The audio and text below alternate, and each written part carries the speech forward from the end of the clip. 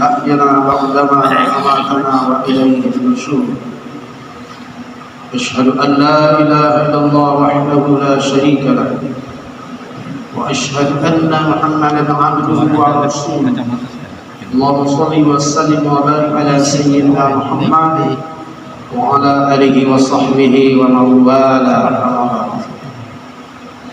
Hadratan Taramin, para alim, para ulama, para sesepuh, berkhusus Bapak Ibu jemaah subuh berbahagia. Kembali kita bersyukur kehadiran Allah Subhanahu wa taala yang mana pada subuh satu yang penuh berkah ini, walaupun Allah turunkan hujan, tetapi tidak mengurangi rasa kehadiran kita, karena memang kita tetap istiqomah sekalipun kita merangkak menuju masjid yang mulia ini, melaksanakan aktivitas kita sebagai hamba Allah, menjalankan perintah Allah dengan sebaik-baiknya sesuai dengan tuntunan baginda Rasulullah SAW. Mudah-mudahan segala amal yang sudah kita laksanakan semoga penuh ridho dari Allah Subhanahu wa taala. Salam pada baginda Rasulullah sallallahu alaihi wasallam biqaulina Allahumma shalli ala sayyidina Muhammad wa ala ali sayyidina Muhammad. Bapak Ibu hadirin rahimakumullah. Orang-orang yang beriman memasuki rumah-rumah Allah ini, masjid-masjid Allah, bagaikan seperti ikan di dalam air, bukan seperti burung di dalam sangkar. Kalau lihat ikan di dalam air, dia tenang. Begitu juga orang mukmin yang beriman, ketika dia sudah masuk masjid-masjid Allah, menunaikan perintah Allah, beribadah kepada Allah, di dalam ibadahnya dia tidak tergesa-gesa.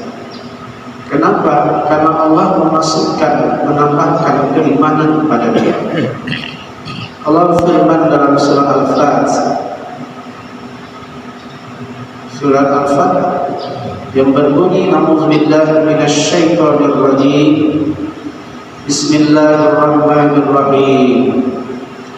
Huwallazi anzala as-sakinata fi qulubil mu'minin liyazdadu imanan ma'a imanihim. Di akhir al-ayat. Dianya Allah memberikan ketenangan jiwa, kebersihan hati kepada orang-orang mukmin.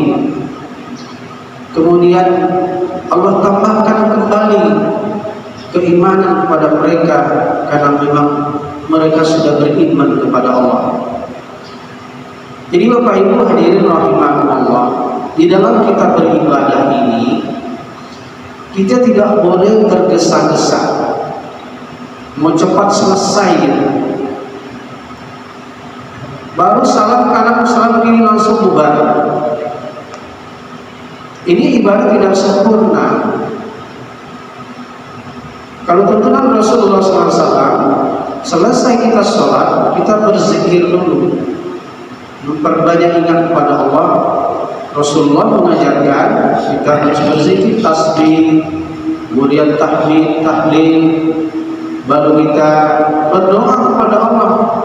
Dengan berdoa, dengan lemah lembut suara yang pengharapan kita kepada Allah Subhanahu wa taala dengan lemah lembut.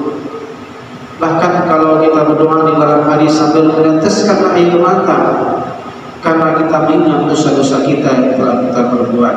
Harapan kita untuk supaya dosa-dosa kita akan dapat diampuni dari Allah Subhanahu wa taala. Begitulah orang-orang mukmin. Tapi kalau orang-orang salat, orang-orang munafik, mereka begitu masuk ke dalam masjid, itu salatnya tak karu-karuan.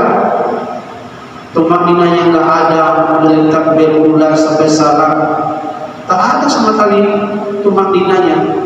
Padahal kesempurnaan sholat itu harus bertumakninah, ada jedahnya. Kalau lihat kita di Mekah sana Bapak Ibu yang bagi sudah ke sana, luar biasa. Di sana memang contohnya yang terbaik seluruh dunia untuk pelaksanaan ibadah. Nah, kita harus mencontoh ke sana. Jadi tidak boleh tergesa-gesa dalam ibadah, baik dalam bacaan sholat maupun baca ayat Al-Fatihah. Apalagi kalau Al-Fatihah tidak sempurna, tidak pas baca Al-Fatihah, maka tak sah sholat kita. Maka penting sekali memperbaiki surat Al-Fatihah itu masing-masing diri kita, bagaimana untuk mengucapkan surat Al-Fatihah itu dengan sempurna, sesuai dengan hukum tajwidnya, fasahahnya, makharijul hurufnya dan sebagainya, termasuk mat-matnya, tanda panjang, tanda pendeknya, tidak disampar semuanya. Jangan kita sudah merasa enteng baca Al-Fatihah itu, seolah-olah kita tidak memperhatikan hukum-hukum tajwidnya. Apalagi sudah kita menambah membaca ayat-ayat untuk kesempurnaan sholat itu sendiri. Kalau ayat punya sunnah.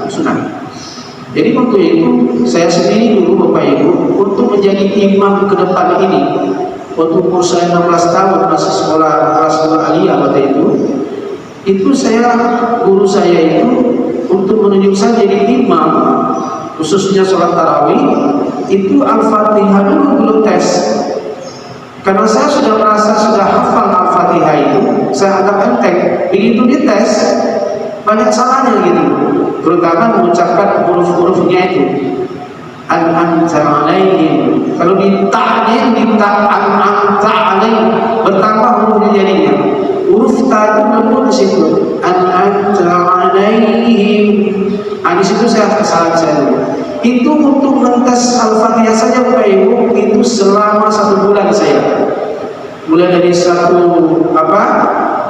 bulan Rajab Sya'ban itu, mulai dari tanggal 1 Sya'ban sampai tanggal 30 Sya'ban. Besoknya kan sudah 1 Ramadan. Malam puncaknya itu barulah guru saya itu mengatakan saya lulus bisa jadi imam, mengimami sholat tarawih khususnya.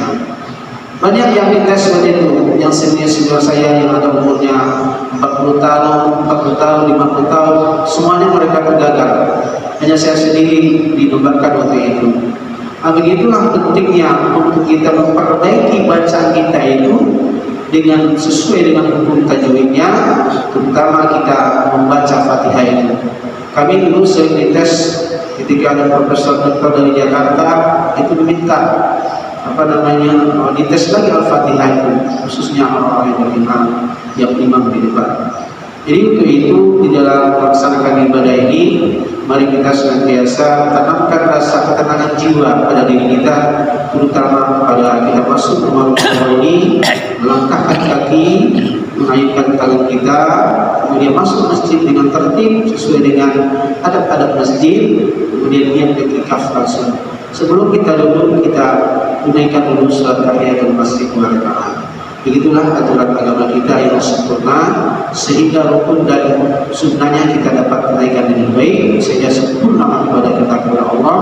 Insya Allah ibadah kita akan diterima oleh Allah Subhanahu Wa Taala. Demikian yang dapat saya sampaikan, mudah-mudahan manfaat berkatnya.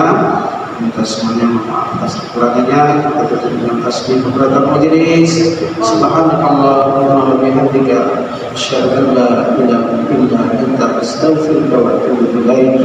Allahumma fi al-tariq. Assalamualaikum warahmatullahi wabarakatuh.